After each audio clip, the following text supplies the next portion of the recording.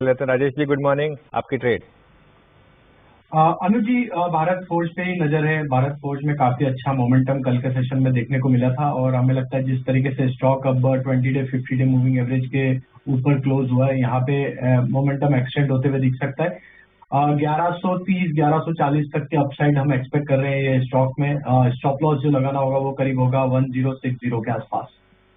Okay, Bharat forge कल खबरों में था, मेरे ख्याल से क्लास 8 ट्रक्स के नंबर्स पे भी रिएक्ट कर रहा था। बढ़िया मोमेंटम पिकअप हुआ, 4-4.5% नंबर्स भी आए थे भारत फोर्ज के रडार पे। कल के मूव्स के बाद और फर्दर लेग्स हैं, ऐसा पालविया साहब मानते हैं। खैर, आज के ट्रेड रैप अप करता हूं, उसके बाद एक फंडामेंटल तड़का भी ऐड कर दूंगा। गाभास्कर ने दूसरा वायदा बाजार के एक नंबर पे, एक ही नंबर आया वायदा बाजार का बाजार बंद होने के बाद जिस पर रिएक्ट करना है, वो है oil marketing company HPCL। Palvia साहब, आप चार्ट रेडी रखो। अच्छा, नंबर्स कैसे लगे? नंबर्स ठीक है आशीष, अब खासतौर से प्रॉफिटेबिलिटी के फ्रंट पर जो अनुमान था उससे तो बेहतर ही प्रदर्शन आया। प्रेशर आया है, 17% की गिरावट मुनाफे में देखने को मिल रही है। 5118 करोड़ पर ये फिगर आकर रुका है। 4000 करोड़ तक का मार्केट एक्सपेक्ट कर रहा था। रेवेन्यू अनुमान था कि 1.1 से 1.2 लाख करोड़ के आसपास आएगा। हल्की से बढ़त की उम्मीद थी, लेकिन वहां पर 14% तक की गिरावट आई है, तो वो थोड़ा सा डिसअपॉइंट कर रहा है। एबिटा लेवल पर 8217 करोड़ का एबिट कंपनी ने डिलीवर किया है, जहां पर एक्सपेक्टेशन 6329 करोड़ की थी। मार्जिन ये आपके लिए 8.6% पर आए हैं। साथ ही साथ GRM का फिगर $13.3 प्रति बैरल आया है। एक्सपेक्टेशन $15 के आसपास था, तो वहां पर थोड़ा सा कॉन्ट्रैक्शन जरूर बनता दिखाई दिया है। नंबर्स आप कह सकते हैं वैसे डिसेंट है। नंबर्स में कोई दिक्कत नहीं है, बाजार एक्सपेक्टेशन से बेहतर ऑपरेशनली परफॉर्म करके डिलीवर करा है। और अगर एक कंसर्न था राज्यों के इलेक्शन से पहले पेट्रोल डीजल के दाम वाम घटाना, ऐसा कुछ अनाउंसमेंट साइडली आया ही नहीं। तो HPCL ठीक है, नंबर्स अच्छे और वो ओवरहैंग अगर था तो अब तक तो कुछ ऐसा अपडेट आया नहीं। पालविया साहब, चार्ट पे लेकिन कैसा प्लेस्ड है, क्या करना चाहिए स्टॉक में? तो आशीष जी देखिए, पिछले कुछ दिनों में हमने देखा ऑयल एंड गैस सेक्टर में एक अच्छा मोमेंटम बना है। HPCL भी इन लाइन विद सेक्टर एक मोमेंटम बना है। ऑलमोस्ट 6 से 7 दिन तक हमने देखा स्टॉक में एक हायर हाई लो फॉर्मेशन बने, जो कि दिखाता है कि सस्टेन बाइंग यहाँ पे बनते हुए दिखी है। स्टॉक ने अपने 50 day as well as 200 day moving average को वापस से रिगेन किया एक करेक्शन के बाद। फॉलिंग ट्रेंड लाइन का ब्रेकआउट भी वीकली चार्ट पे बना है, तो हमें लगता है यहाँ पे एक रिवर्सल के साइन तो बने हैं। जिनके पास पोजीशन है बने रह सकते हैं। 255 ये एक इमीडिएट स्टॉप लॉस का लेवल होगा। अगर ये लेवल के ऊपर ही रहता है तो यहाँ पे नेक्स्ट टारगेट 270 272 की तरफ आते हुए दिख सकते हैं। ये ट्रेडिंग टारगेट हमें लगता है इसमें आते हुए दिख सकते हैं। बिल्कुल ठीक है, ये है HPCL ट्रेडिंग टारगेट जो आ सकते हैं, वो पालविया साहब ने मेंशन कर दिया। अब आइए जरा कैश मार्केट के नंबर्स पे, लंबी लिस्ट है। अच्छा, इस बीच चाइना का डेटा का आता हुआ साहब, अक्टूबर में इंपोर्ट ग्रोथ -5% एक्सपेक्टेड था, 3% प्लस पे आई है। एक्सपोर्ट भी आएंगे, सारे डेटा आने। आज असल में चाइना का ट्रेड बैलेंस आना, इंपोर्ट एक्सपोर्ट। यूनियन बैंक, चलिए उसी कड़ी को अब क्विकली आगे बढ़ा रहा हूं और आज पिक के लिए चलते हैं बहेती साहब, पालविया साहब और मानस के पास। उसके बाद फिर आगे सब्सिक्वेंट सबके साथ बातचीत चलती रहेगी। चलिए पालविया साहब, आप शुरू करिए। क्या मुहूर्त के दिन खरीदवा रहे हो? एक्सिस डायरेक्ट की सबसे प्रेफर्ड पिक कौन सी है? तो आशीष जी, हमारी प्रेफर्ड पिक रहेगी CDSL। स्टॉक का अगर स्ट्रक्चर देखें तो अब ये स्टॉक अपने ऑल टाइम हाई ट्रेजेक्टरी की तरफ बढ़ते हुए दिख रहा है। वीकली चार्ट पे अगर इसको एनालाइज करें तो स्टॉक में एक राउंडिंग बॉटम फॉर्मेशन बन के उसका ब्रेकआउट यहाँ पे ऑलरेडी बनते हुए दिखा है। मंथली चार्ट में स्टॉक को एनालाइज करें तो स्टॉक एक अप स्लोपिंग चैनल में ट्रेवल करते हुए दिख रहा है और डेली सेटअप में series of higher top higher bottom formation है। तो across all time frame stock में एक बुलिश सेंटिमेंट यहाँ पे बनते हुए दिखे। और अगर हम देखें तो यहाँ पे जिस तरीके से ब्रोकिंग इंडस्ट्री में एक ग्रोथ यहाँ पे देखने को मिली, तो उसका एक प्रॉक्सी प्ले CDSL है। और हमें लगता है कि CDSL में काफी अच्छे मोमेंटम यहाँ से अगले आने वाले महीनों में देखने को मिलेंगे। हम यहाँ पे टारगेट प्रोजेक्ट कर रहे हैं इसके करीब 1850 से 1900 तक की अपसाइड यहाँ पे आते हुए दिख सकती है। तो छोटी मोटी गिरावट में इसको बाय एंड एक्यूमुलेट की स्ट्रेटेजी रखें। 1460 स्टॉप लॉस सजेस्ट करेंगे और टारगेट 1900 तक हमें लगता है ये अगली दिवाली तक ये स्टॉक में बढ़ते हुए दिखेंगे। ओके, CDSL पालविया साहब का प्रेफर्ड आइडिया अगली दिवाली तक शायद 18,500 और 1900 तक की तैयारी कर रहा होगा।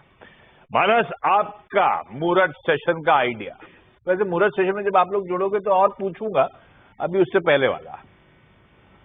तो देखिए, एक medium term to long term एक पिक है, वो है फेडरल बैंक की, क्योंकि यहाँ पर आई थिंक अगस्त के मंथ पे HAL यहाँ पे बाय करने की सलाह है, हिंदुस्तान एरोनॉटिकल।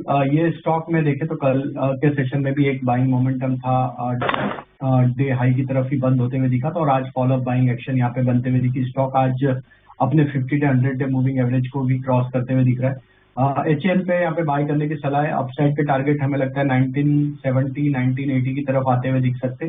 स्टॉप लॉस होना चाहिए 1920 के आसपास। ओके, ये हो गया हिंदुस्तान एरोनॉटिक्स। 310 की कॉल 7:30 के आसपास लेने की तो कोशिश करें यहाँ पर। अभी 8.40 रुपये पर ये ऑप्शन, तो ये हो गया सस्ता ऑप्शन ट्रेड शिवांगी का। राजेश पालवे जी, आपका FNO सुपरस्टार। अनुज जी, अल्केम लैब ये स्टॉक पे फोकस है। स्टॉक अपने सारे इंपॉर्टेंट मूविंग एवरेज के ऊपर सस्टेन कर रहा है। जिस तरीके से डेली सेटअप बने हैं, हमें लगता है ये स्टॉक का मोमेंटम यहाँ पे 3950 3960 की तरफ आते हुए दिख सकता है। तो अल्केम पे बाय करने की सलाह है। स्टॉप लॉस रखना होगा करीब 3850 के आसपास। कॉल भी आपकी अच्छी है अल्केम, और आपका दिन भी अच्छा है राजेश पालवी जी। आपको प्रोड्यूसर साहब को कार्यक्रम के बाद फोन करना। आपको आज 4 कॉल्स हैं, 3 महिलाएं हैं उसमें, सिर्फ आपको चुनाव किया है उन्होंने।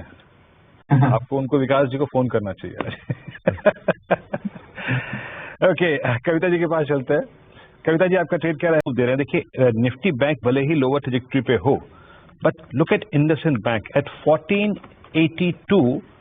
यस, ये जनवरी 2020 के बाद का हाईएस्ट लेवल है। It's 52 week high plus almost 2020, 21, 22, 23 की ट्रेजेक्ट्री का highest level. Rajesh Palviya ji, IndusInd bank पे आपका व्यू, इस चैनल का जो राइजिंग चैनल का ब्रेकआउट हुआ है, जो कि मेंटेन हो रही थी 18 जुलाई से लेकर अब तक, इस ब्रेकआउट को आप कैसे प्ले करेंगे? आपका व्यू इस पर? नहीं, ये स्टॉक में एक क्लियर आउट परफॉर्मेंस बना हुआ है। जब से इस स्टॉक में 1400 के ऊपर ब्रेकआउट हुआ है, जो भी छोटे मोटे डिप मिल रहे हैं यहाँ पे, एक बाइंग इंटरेस्ट बिल्कुल सस्टेन बेसिस पे बना हुआ है।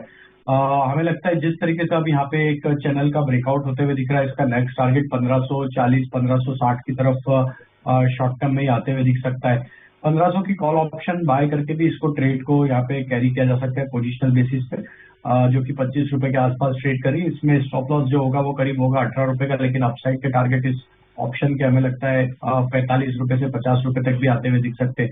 तो एक आउट परफॉर्मेंस यहाँ पे इंडसइंड बैंक में, प्राइवेट सेक्टर बैंक में बना हुआ है। हमें लगता है ये मोमेंटम फर्दर एक्सटेंड होते हुए दिखेगा 1540 1560 की तरफ। ओके, चलिए फिर आप एक काम करते हैं, यतिन के पास चलते। ओके, डिक्सन आज सुबह अच्छा मूव दे रहा था, बट उसके बाद थोड़ा सा बैकफुट पे आया, बट अभी करीब करीब इस वक्त 0.5% ऊपर आके ट्रेड करता हुआ। राजेश पालविया जी, आपके 2 ट्रेड्स। विजय जी, पहला स्टॉक होगा इंडियन होटल। ये स्टॉक में हमें लग रहा है जिस तरीके से ट्रैक्शन देखने को मिला है, स्टॉक अब अपने 100 डे मूविंग एवरेज के ऊपर वापस क्रॉस करते हुए दिख रहा है। यहाँ पे हमें लग रहा है जो नेक्स्ट टारगेट बन सकता है वो करीब 415 के आसपास के नेक्स्ट टारगेट यहाँ पे आते हुए दिख सकते हैं। स्टॉप लॉस जो रखना होगा वो करीब होगा यहाँ पे 396 के आसपास। तो इंडियन होटल होगा पहला स्टॉक, और दूसरा स्टॉक भी आई लेटर से ही है, और उसमें हमें लगता है इंडिगो पे यहाँ पे फोकस रखना चाहिए। ये थर्ड कंसेक्यूटिव वीक है जहाँ पे हायर हाई लो फॉर्मेशन बनते हुए दिख रहे हैं। एक करेक्टिव मूव के बाद स्टॉक में जिस तरीके से एक बेस बना के रिकवरी का ट्रेंड यहाँ पे देखने को मिला है, हमें लग रहा है ये स्टॉक में मोमेंटम एक्सटेंड होते हुए दिख सकता है। 2620 2640 तक की अपसाइड आते हुए दिख सकती है। स्टॉप लॉस होगा करीब 2550 के आसपास। ओके, तो यहाँ पे 8 करीब करीब 19351 पे डेल ऊपर आके ट्रेड करता हुआ। एंड निफ्टी बैंक, एक बार एक्टर साहब फिन निफ्टी लेके आइएगा, जिसकी एक्सपायरी है भी आज वीकली कॉन्ट्रैक्ट की। फिन निफ्टी क्या कर रहा है, प्लीज स्क्रीन पे रखिएगा। मेरे स्क्रीन पे भी टिक्स आ रहे थे, उसमें शायद डे लो की तरफ प्रोसीड कर रहा था फिन निफ्टी। एक्टर साहब पहले फिन निफ्टी लेके आइए, कॉल्स बाद में रोटेट कर दीजिएगा। पहले फिन निफ्टी को देखते हैं आज जिस इंडेक्स का दिन है। ये देखिए 19432, यानी मॉर्निंग मॉर्निंग लो जो कि 200 डे मूविंग एवरेज है।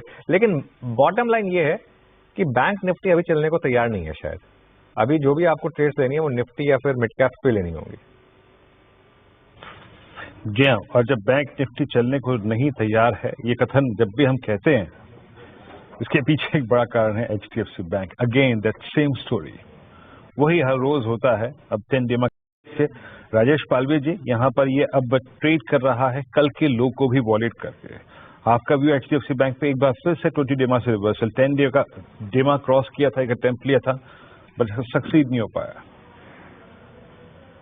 स्ट्रक्चर है स्टॉक का टेक्निकली तो, और स्टॉक में देखें जो भी अटेम्प्ट है रिकवरी के या पुलबैक के, वो कहीं ना कहीं अरेस्ट होते हुए दिखते हैं। छोटा ही पुलबैक बन पा रहे, 1500 1520 इसके लिए मेजर हर्डल है अभी नियर टर्म सेटअप के हिसाब से। जब तक ये लेवल क्रॉस नहीं करता विथ वॉल्यूम एक्शन, हमें लगता है छोटे मोटे पुलबैक में वापस यहाँ पे सप्लाई बनेगा। ऑन द डाउन साइड अभी भी यहाँ पे रिस्क बनी हुई है। अगर हमें लगता है यहाँ पे 1465 ये लेवल अगर टूट जाएंगे तो फर्दर यहाँ पे मोमेंटम डाउन साइड का एक्सटेंड होते हुए दिख सकता है। तो अभी तो मुझे लगता है कि ये स्टॉक को अवॉइड करना चाहिए। मेजर इसका जो बाइंग इंटरेस्ट बनेगा वो 1520 के ऊपर ही बनेगा। यहाँ पे अभी प्रेशर हमें लगता है कुछ समय के लिए और रहेगा स्टॉक में। ओके, चलिए अब एक काम करते हैं, अब टेक्निकल कॉल से आगे बढ़ते हैं। अगली दिवाली तक कमाई की तैयारी कराने के लिए अब हमारे साथ जुड़े हैं कार्नेलियन एसेट मैनेजमेंट के फाउंडर विकास खेमानी। विकास जी काफी समय से मार्केट के साथ रहे हैं। एक शुरुआत इन्होंने डेरिवेटिव मार्केट से की थी, उसके बाद एक शानदार ट्रांजिशन किया और ईडलवाइस में टॉप तक पहुंचे और उसके बाद इन्होंने एक अपना खुद का फंड शुरू किया जिसने मार्केट